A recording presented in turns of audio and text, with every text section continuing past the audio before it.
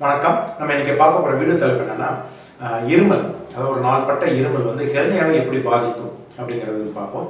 So இந்த ஹெர்னியாங்கிறது குடல் இறக்கம்.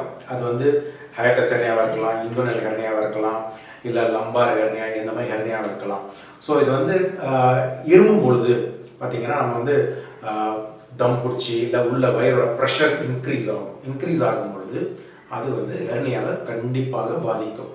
இது வந்து இருமலுக்கு பல காரணங்கள் இருக்கலாம். இப்போ ஒருத்தருக்கு வந்து ஆஸ்மாட்டிக் வீசிங் இல்லை காஃப் அந்த மாதிரி இருக்கலாம், அலர்ஜிக் காஃபாக இருக்கலாம், இல்லை ஸ்மோக்கர்ஸ், ரொம்ப முக்கியம் வந்து ஸ்மோக்கிங் பண்ணுறவங்களுக்கு இருமலாக இருக்கலாம். எந்த இருமலாக இருந்தாலும் ஆப்ரேஷனுக்கு முன்னர் ஆப்ரேஷனுக்கு பின்னர் ரெண்டுலேயுமே பாதிப்பு உண்டு. ஆப்ரேஷனுக்கு முன்னால் என்ன ஆகும், இருமி என்ன ஆகும்னா உள்ள ப்ரெஷர் இன்க்ரீஸ் ஆகும். ஸோ அந்த குடல் இறக்கம் பெருசாகிட்டே ஆகும். அதாவது அந்த ஹெர்னியாவோட துளை பெருசாகி கீழே குடல் வந்து கீழே இறங்கிக்கிட்டே போகும், பெருசாகிட்டே போகும். ஸோ அது மட்டும் இல்லாமல் சில நேரங்கள் அந்த இருமும் பொழுது அது வந்து ஏதாவது வந்து ஒரு அடைப்பு மாதிரி அப்ஸ்ட்ரக்ஷன் அப்படின்னு சொல்கிறாங்க, அந்த மாதிரி ஒரு எமர்ஜென்சி வர்றதுக்கும் வாய்ப்புகள் அதில் அதிகம். இது ஒரு பக்கம்.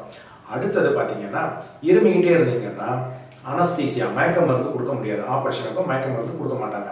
ஒரு இருமல் இருக்குது, ஏன்னா அந்த இருமல்னால ஏதாவது நெஞ்சுக்குள்ளே ஏதாவது இன்ஃபெக்ஷன் எதுவும் போயிடும் அப்படிங்கிறதுனால இருமல் இருந்தாலும் அவங்க கண்டிப்பாக மயக்க மருந்து கொடுக்க மாட்டாங்க.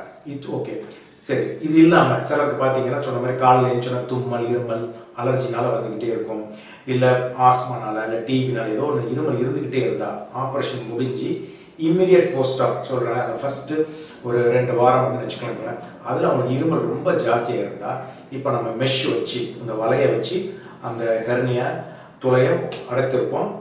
அது வந்து அந்த நகர்ந்து போகிறதுக்கு வாய்ப்புகள் அதிகம். ஸோ இருமிக்கிட்டே இருக்கிறாங்க, உள்ள ப்ரெஷர் இன்க்ரீஸ் ஆகும். ஸோ அந்த தையல் போட்டதோ இல்லை அது நவுண்டு போகிறதுக்கோ வாய்ப்புகள். இப்போ ஓப்பன் சர்ஜரியாக இருந்தால் தையல் வர்றதுக்கும் இல்லை ஹெர்னியா மெஷ் வந்து நவுண்டு போகிறதுக்கும் வாய்ப்புகள் உண்டு.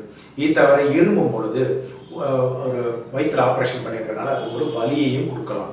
ஸோ அதனால் இருமல் கண்டிப்பாக ஹெர்னியா ஆப்ரேஷனுக்கு முன்னரோ இல்லை அதுக்கு பின்னரோ கண்டிப்பாக பிரச்சனை கொடுக்கலாம். ஹெர்னியானால இருமல்னால ஹெர்னியா காம்ப்ளிகேட்டும் ஆகலாம். வணக்கம்.